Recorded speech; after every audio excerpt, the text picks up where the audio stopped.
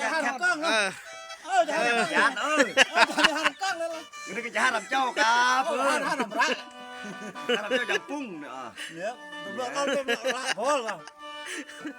เราบินบอลเต้เราก็พูดว่าตาสุกจิ๋วอย่างมั้งสิบอกมึงไงบอลมึงไม่ทันนี่มึงเปล่ามึงเลือกให้เบ็ดงานถึงตลอดอุ่นละไม่หรอกปั้งหัวตามันขนาดนักนะกับพวกเลยเราสุกี้จะเอาคนงานสุกี้เลยจานแรกตุกปุ้ยใช่ไหมนี่น้องเอ้ยน้องนี่จะเลือดเราสู้มึงเรานักสุดเมื่อกี้มึงแค่นี้ละทั่วโลกตาพุทธยาเกินนี่ละตัวหันนี่กล้องเหรอเฮ้ยจานเราสิเลี้ยเราสิ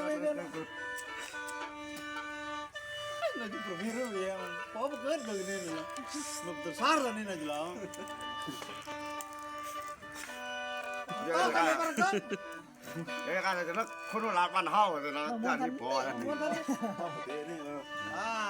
ประตูเสียจัวมีจะปั้งเปรี้ยวนี่ละปั้งเดี๋ยวเราจะเทจากนี้เราเลื่อนเล่นหลังโต๊ะเราจะเทจากนี้ชักไปเอ้ยลุยลมเนาะอันนี้มันก็จะก็ย่อยอีปุ่นมันจะก็น้ำนี้ครับคนตายตายสปุ้งพอแล้วน้อยเพื่อนน้อย